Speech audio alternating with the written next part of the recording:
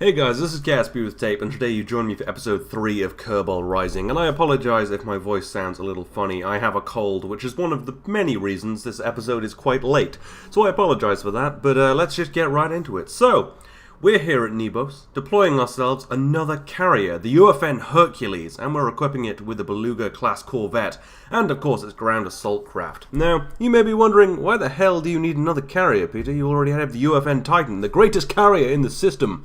And you're right, but, well, with a carrier you get 10 points worth of ground assault forces, and today we're assaulting Duna, which has multiple bases, so we kind of need more than just 2 medium tanks. So we're deploying another Titan-class carrier, and it will be useful in our campaign anyway for going to multiple places at once. So this is the UFN Hercules, another Titan-class carrier with a few little upgrades, more radiators, lights inside the hangar bay, and two 20mm point defense weapons. Not a ton of weaponry, but better than the UFN Titan, just for a little bit of missile defense kind of thing.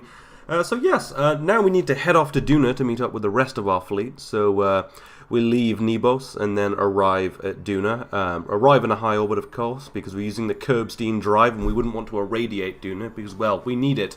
I mean, sure, it's full of Clothulians, but well, they'll be good workers for making us more ships to take on the solar system. To bring freedom, they'll be good people to free. Not workers. We're not enslaving anyone. Anyway, and then we need to get into a low orbit of Duna so that our plane can head to the surface fairly easily. So yeah, like I said, this has a couple of guns on it. Carriers can be armed up to like 30mm and stuff. So this won't do much, but say if someone fired some small torpedoes or if a skiff got close, these 20mm guns would deal with that. So it's good to have that. So this cost us 6 points, and the Beluga-class corvette cost us 7 points, which rounds out our current point total. We had 6 left over from last time and 7 at the start of this turn, so that pays for this. And a brand new Ostrich Mark II. This is our new transport plane. Slightly upgraded, slightly nicer wings, better reactors, has a ton more thrust, so it can actually VTOL land on Duna, which is good. Still not good enough for Ike, but I do have something in the works for that, and, well, I might do a video on that before I actually have to use it. I just said Ike, I meant Tylo, I'm ill, I'm sorry, there's a lot of planet names. But anyway, yes, and then we plunge ourselves into the atmosphere, facing the fierce flames, or not so fierce, of Duna, because it's only 6% atmosphere, I believe, of Kerbin. Or Gaia, I guess it would be now. Now, talking of atmosphere, the original plan for this episode was to do awesome dogfights over Duna. Penguins actually, well, the pirates, the enemies, the Clothulians have deployed themselves a bunch of fighters, and some really cool ones at that. And I'd been designing a fighter, and I did get a really good one working, and we were going to do dogfights on Duna, and it would have been really cool, but the AI pilot just can't handle this thin atmosphere. Stuff goes off to space and crashes, and nothing turns properly, and nothing quite works. So I'm really sorry about that. It would have been a really, well, it is going to be a cool episode, but it would have been slightly more interesting. But don't worry, there are a ton of planets with very thick atmospheres, so that we'll have dogfights in the future, but not today. But that will explain why some dogfighting planes are going to try and take on my tanks. But yeah, that's a bit of a shame. But anyway, so this plane is performing quite nicely, the Ostrich Mark II. It's landing on VTOL, and I have to say, well, it's much better. I've upgraded the reactors, as I've said, which allows me to have a lot more thrust. That VTOL engine now provides 2 kilonewtons of thrust by itself, and it is fantastic. And we land a little hard, but it's okay. And here we are. So now we're going to deploy ourselves our tanks. I'm experimenting with the guns a little bit today, because I just used the 57mm Bofors cannons. I've been told I'm pronouncing that word horribly wrong, but it's really hard to pronounce, so I'm just going to stick with Bofors. Anyway. So we've got one of them with the 57mm Bofors and a 50 cal, and a one with a 75mm gun, and I want to see how this does, and also I think it might be slightly better for AA defense, since we will be maybe being strafed by some fighters, so I thought I'd bring a different gun to try it out. Anyway, after a bit of a drive, we do get within range of the enemies, and you can see 2 craft jetting off into the sky now. These are using, I think, thermal turbojets, which is why they can fly on Duna, and they scream past us at ridiculous speed, and it looks amazing. Don't get any shots away, because you just can't control the plane very well on Duna, turns out. We try and shoot them down, but this 75mm seems just confused as hell. It's pointing in all directions, and the 50 cal on the other tank isn't doing much either. We do try and get some more shots, but they're moving extremely quickly, and this gun has no idea what it's doing. What are you doing, gun? It's like, is he there? Is he there? Where is he? He doesn't know. What's he talking about? So I should have brought a better gun, but luckily the planes don't really work. One of them disappears off to space, so I guess he's going to asphyxiate, because that is not a spacecraft. And the other one sort of crashes, and this is a pretty good explanation of why we can't really do dogfights on Duna. But there are going to be, well, pretty much every other atmospheric planet has a higher density atmosphere, so we should be able to do them soon. Anyway, there is not just planes here, there is actually a 20mm air defense weapon. And we need to go and take that out. So we crest a hill and get our first look at this base, and it's rather awesome looking. That antenna is massive. I didn't know that was in the building pack, but that's really cool. And as we crest the next hill, we spot ourselves, well, the familiar sight of a biodome, and then a bunch of destroyed hangars and a destroyed communications center, it appears. Yes, the Clothulian Empire fell to ruin quite hard. So now we're getting our first shots away at the enemy. That is a 20mm gun, not a very big caliber, of course, but will do some serious damage because it fires so freaking frequently. And we're just using medium armor, which is now 150mm, so we can't actually last that long against that much gunfire. Well, I've left the 75mm on the hill sniping and taking most of the fire, while the 57mm, the Manta Ray Mark 1A, will try and destroy the enemy from close range with its good rate of fire and its pretty big shells. Although this is standing up really well, inexplicably it has 200mm armor, which I think makes it a heavy tank or maybe a medium tank before we change the armor a little bit. So it's a tough cookie, and it stands up really, really well to all of our gunfire, worryingly well. I do a bit of a sick power slide and try and get some shots down. I thought I'd kill it really quickly, but it's just going to be a massive slugging match. And it's shooting this tank entirely in the gun, which isn't great, because apparently I forgot to armor it. So, yeah, this is going badly. So I need to move this tank into a place where it'll be getting shot in the armor and not the gun, although we're running out of time, and the 20mm is laying down a ridiculous amount of fire, and it is showing no sign of giving up. So we're having a little problem. I thought that this 75mm cannon would do more damage. I'm not very impressed with it. I don't think I'll use it again. And the gun is destroyed, and now I just have a box of metal. But a very heavy box of metal, and quite a fast one at that. So I decide to do one of my favorite maneuvers, which I've done many times in many series. I'm going to do a ramming maneuver. We're going to just rush it, hit it as hard as possible, try and topple it so it can't shoot us as we murder it with the other gun. We take a bunch of fire, but it's 20mm and this is very thick armor. We kind of skip over a fuel tank and then smash into the enemy tank. It is just careening over the surface of Duna, and we slam into it again, and it does indeed tip. So the 57mm can pretty much lay waste to it now, which is rather nice. And that's exactly what we do. Hopefully we'll be able to destroy it before it kills our other crew. That would be not great. We actually destroy its gun first. It seems in this series guns tend to go first. But now it's totally vulnerable, and we're just going to finish it off because, well, it's putting up, well, because we need to. It needs to be dead, I have decided. So, yeah, we eventually destroy an armor panel on the back after quite a lot of gunfire. And then we just angle ourselves into a better position and kill the crew so that they're dead and can't fight back. So yes, this base is ours, but it is not the only base on Duna, hence the other carrier. So we deploy ourselves another Ostrich Mark II from our UFN Hercules. And this is going to head down there with a slightly different set of tanks. Same tanks, just a slightly different other gun. And we're actually going down to the ice caps today because they seem to have some kind of research facility down there. The previous base, we believe, was just their Air Force base, kind of the main base. That's hence the massive communications dish. That seemed to be what that was about. But they also appear to have a little research base down here. So we're landing on the ice caps. We're actually going at night because otherwise it's blinding, and also because sneak attack. Now it's not about blinding. It's a it's a sneaky attack. We want to go at night, and the game is much less dark now because we changed how KS3P works, which is one of the visual things. I don't know. It makes it look all fuzzy and vignette-y and does all the cool stuff. It's kind of I like it. I think it makes it look really nice actually. Anyway.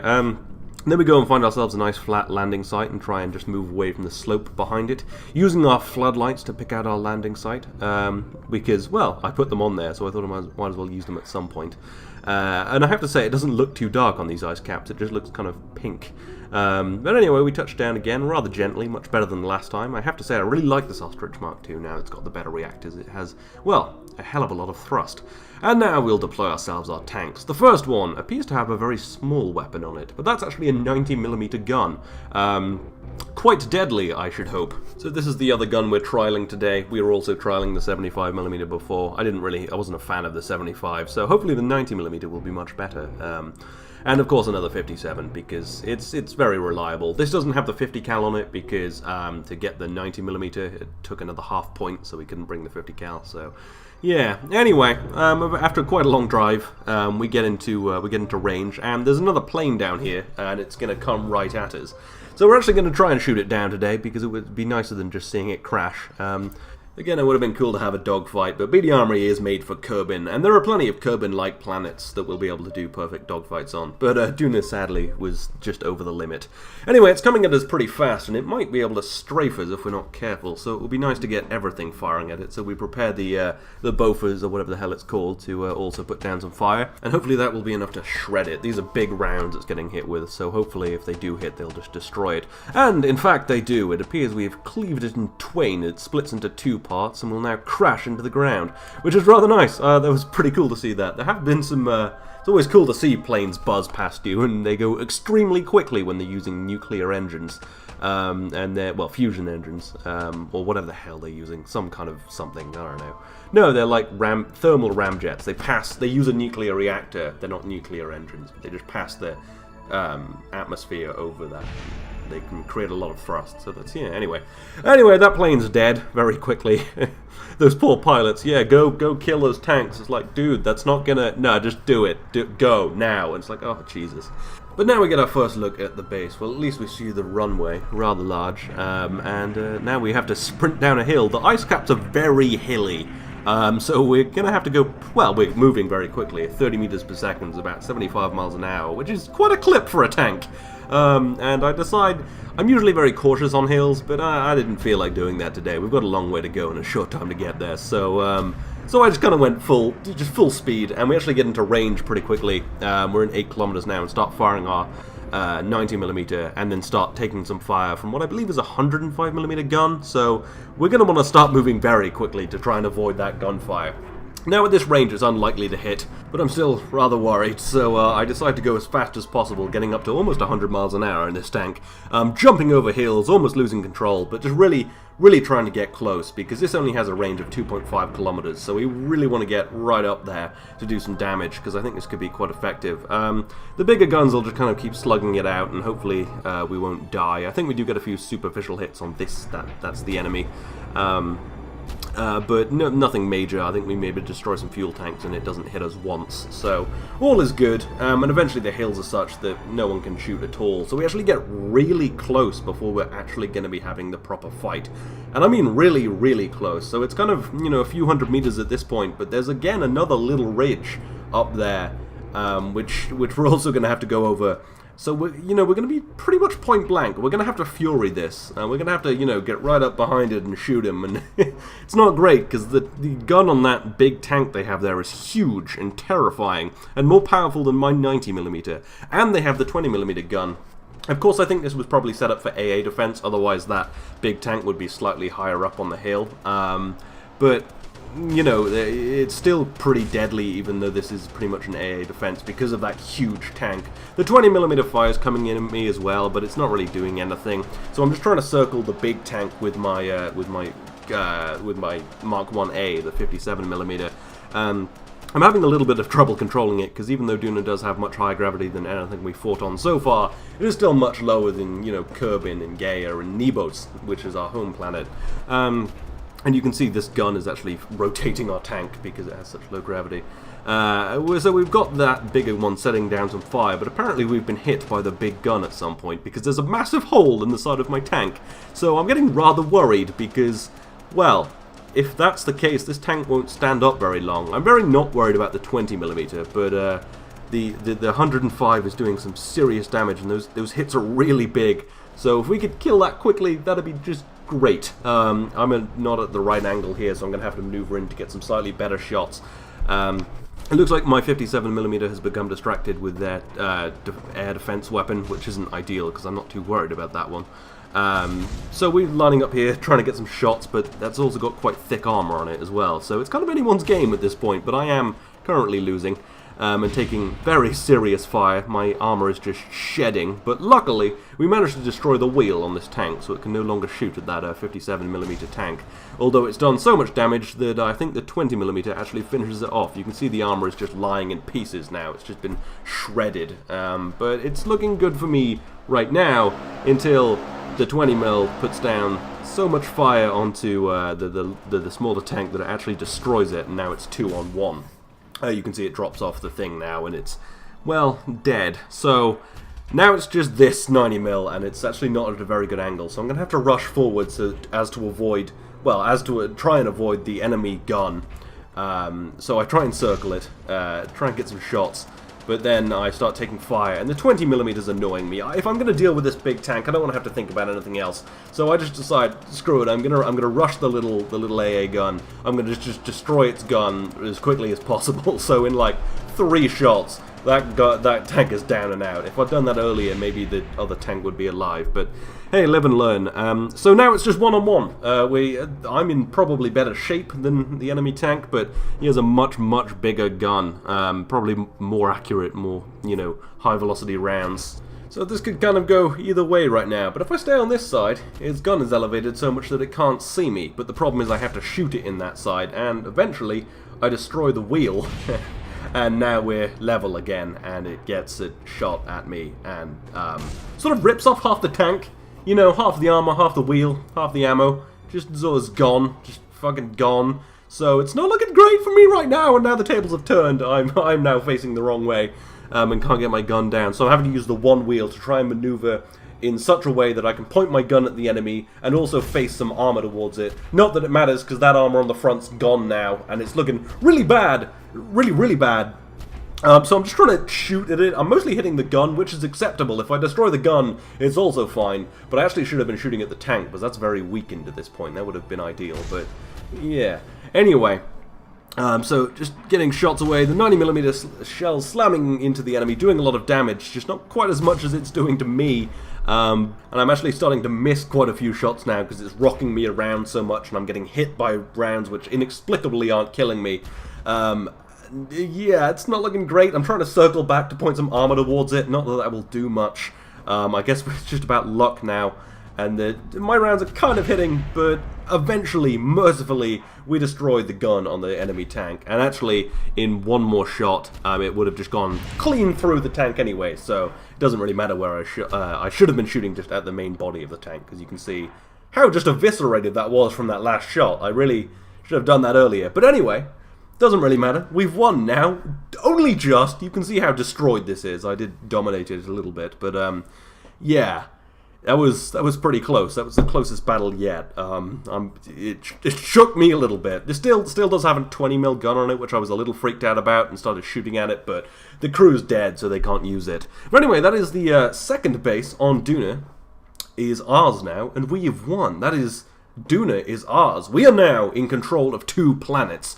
The United Federation of Nebos now controls Duna and Nebos, and their moons, Ike and Nevis, which is fantastic. That is 4 bodies in our control. That is, I believe, 9 points worth of shipbuilding is also ours, which is pretty good. And now we have, well, we've got a good foothold in the system now. We'll have to look for more places to go next episode. So yes, I hope you will come back for that, and I hope you're looking forward to this. I hope you're proud of me for, only just capturing Duna. And yeah, so yeah, like I was saying earlier, I'm ill, hence the probably not super great commentary today, but I did want to get it out.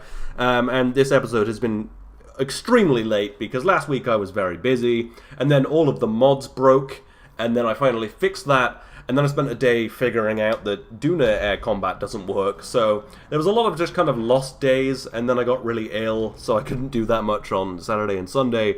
So, I apologize for the lateness, but I'm sure you'll understand. And yeah, but yeah, that's about it. So I hope you've enjoyed today's episode. I hope you'll come back for next episode, in which I think we might well be going to Eve. And I reckon dogfighting might work quite well on Eve with its very thick atmosphere. I guess we'll find out. Anyway, Like I said, this has been episode 2 of Kerbal Rising. Oh, episode 3 of Kerbal Rising. I will see you next time.